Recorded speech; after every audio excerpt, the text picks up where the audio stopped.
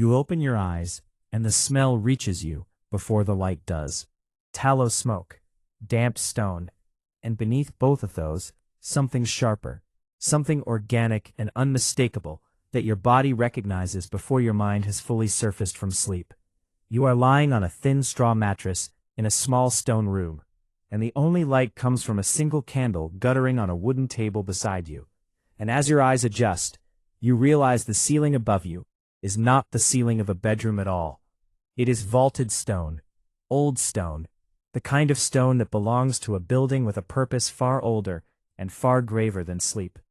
You sit up, and your hands, long-fingered, ink-stained at the nails, a faint callus along the side of the right middle finger, from decades of holding a pen, are not the hands you expected. But they feel in some way you cannot articulate, entirely correct. You are Leonardo da Vinci.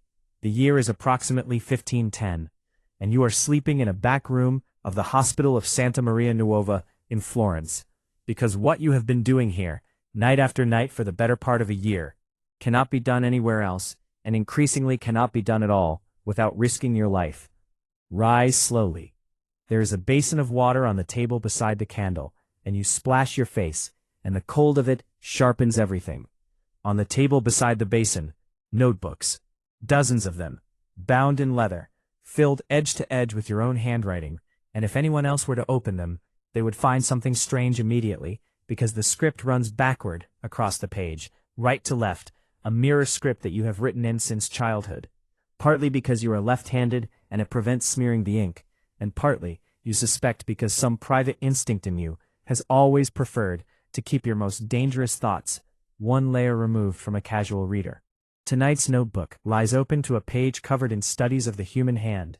Tendons, the precise branching of small bones, the way muscle attaches to bone at the wrist, with an elegance that no architecture you have ever designed could match.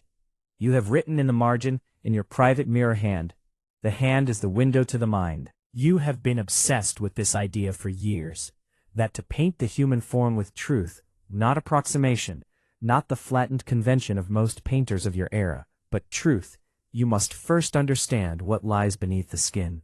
Not guess at it, know it. This is why you are here.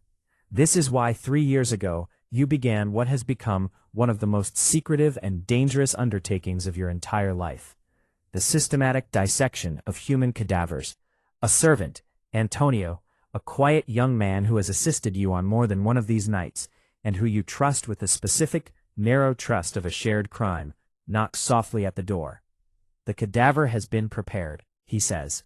An old man, dead 2 days, donated by the hospital, under circumstances that remain carefully unrecorded in any document that might later be read by the wrong eyes.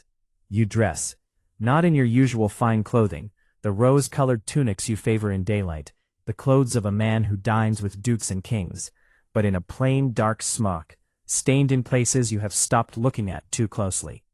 You take your case of instruments, small blades, a probe, lengths of cord for tying off vessels, and, this is the part that separates you from every other anatomist of your century, paper, chalk, and silverpoint, because what you intend to do tonight is not merely to look inside a human body, you intend to draw it, precisely, from multiple angles, in a way that has, as far as you know, never been attempted by anyone in the history of the discipline. You walk through the dark corridor, toward the small chamber the hospital allows you to use, candle in hand, and here is the fact that should unsettle you, and somehow, after 3 years, no longer entirely does. Dissection of human bodies is, in 1510 Florence, deeply controversial, often explicitly forbidden by church doctrine, and the men who perform it without official sanction risk accusations of heresy, grave robbery, and witchcraft, charges that have ended in execution for less. You hold a kind of provisional protection through your reputation and your connections to powerful patrons.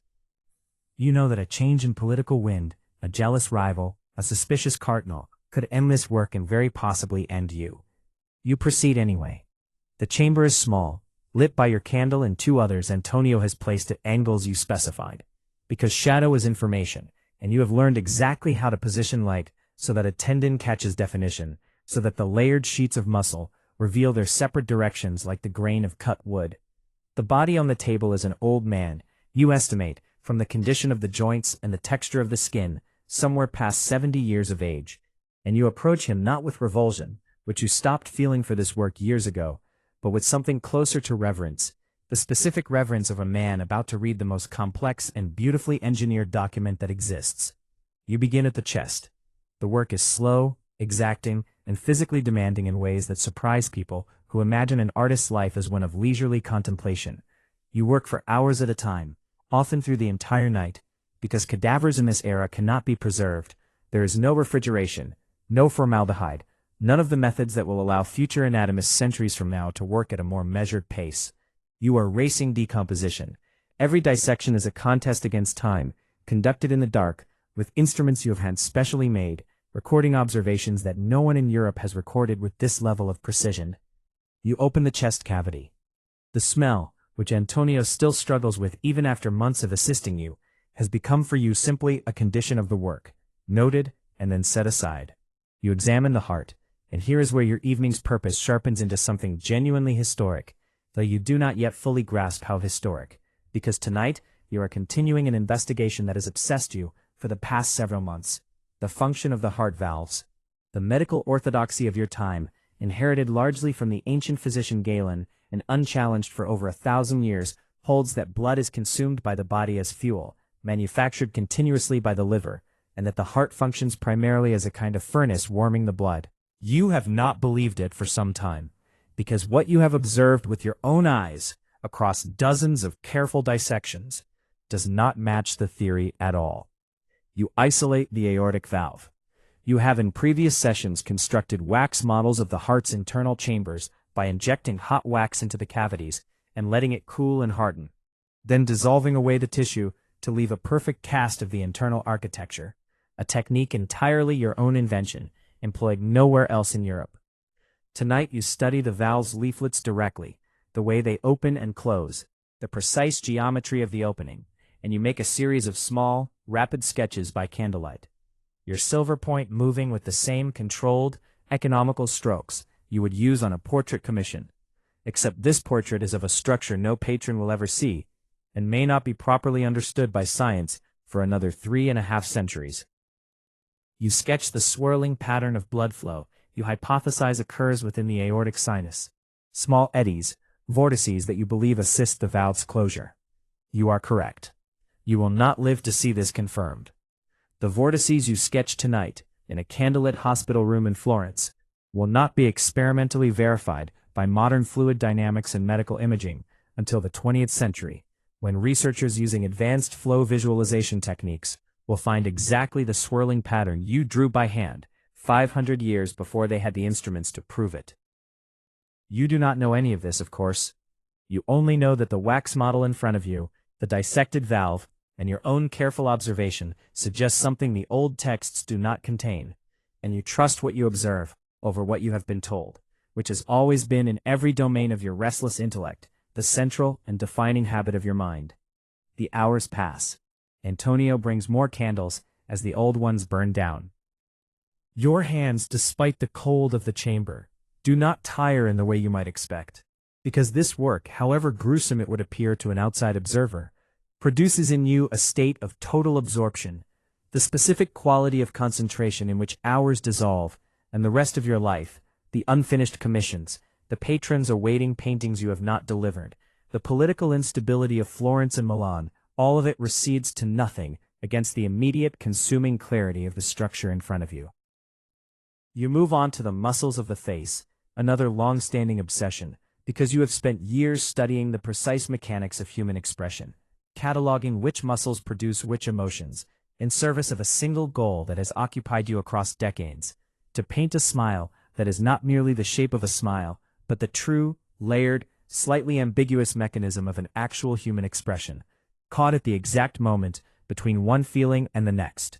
You think as you work of the painting in your Milan studio, a portrait, still unfinished, of a merchant's wife, her expression something you have been trying for years to perfect.